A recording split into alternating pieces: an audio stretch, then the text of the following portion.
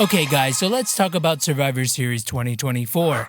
It was a really solid show, with some shocking upsets, hard-hitting mid-card action, and a rare happy ending to an awesome Bloodline War Games that left us feeling wholesome. Outside of Bloodline War Games, the mid-card matches were a surprising highlight this Survivor Series. Shinsuke Nakamura pulled off a shocking upset, becoming our new United States Champion. I cannot believe WWE had the balls to pull the trigger on Nakamura. This is by far the best outcome, and I'll tell you why. LA Knight now has to rise to the occasion. He can no longer rely on catchphrases to get him by.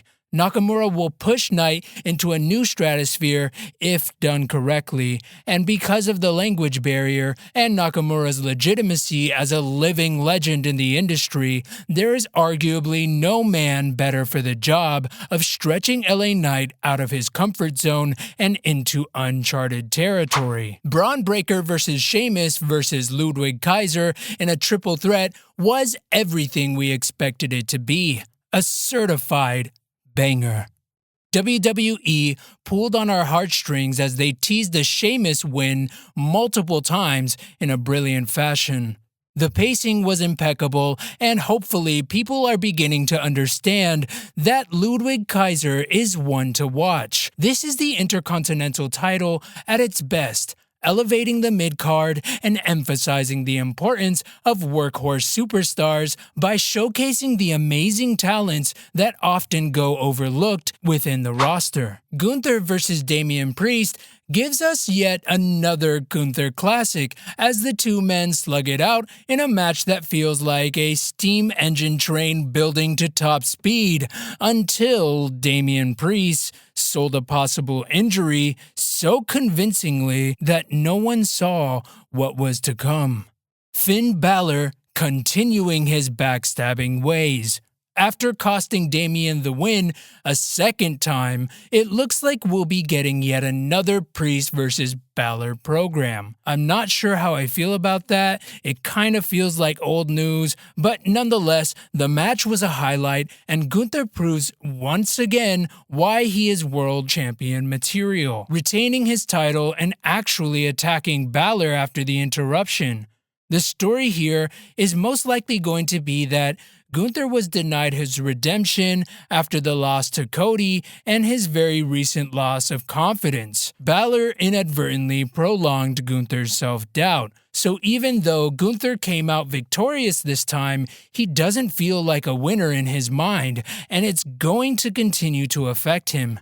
Brilliant. There were a ton of questions going into Bloodline War Games. So many variables. From CM Punk's sudden inclusion to the wise man's ominous favor that he promised to Punk for joining War Games, to Rollins possibly sabotaging OG Bloodline, to The Rock returning and throwing a wrench into everything.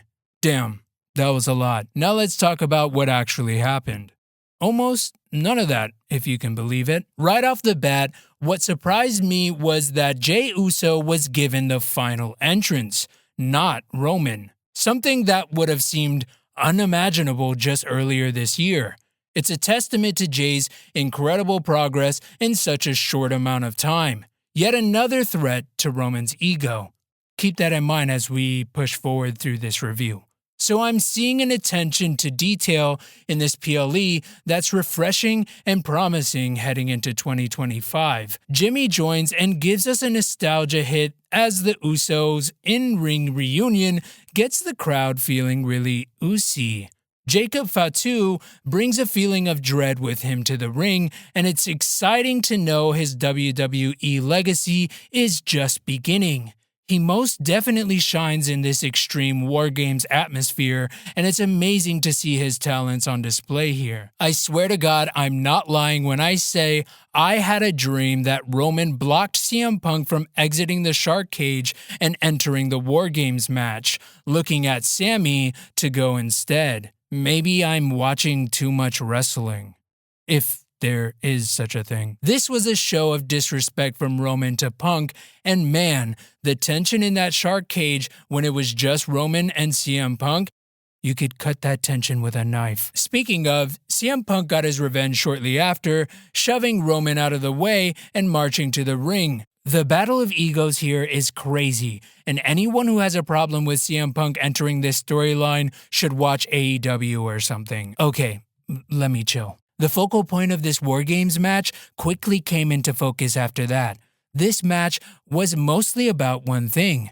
Can Roman kill his ego and work with CM Punk for the greater good, despite their differences?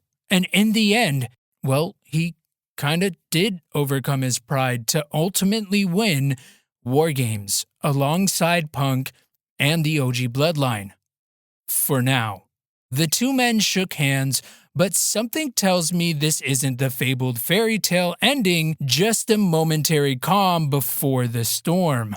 A step in the right direction, yes, but don't forget, Paul Heyman still owes Punk a favor, and there's no telling what that favor could be. But we'll dive deeper into that in another video. For now, that was our Survivor Series recap and review. What do you think of this year's Survivor Series? Do you have any major takeaways after this massive PLE? Let me know what you think about Nakamura becoming the new US champion and Roman and CM Punk shaking hands. Until next time, thanks for watching.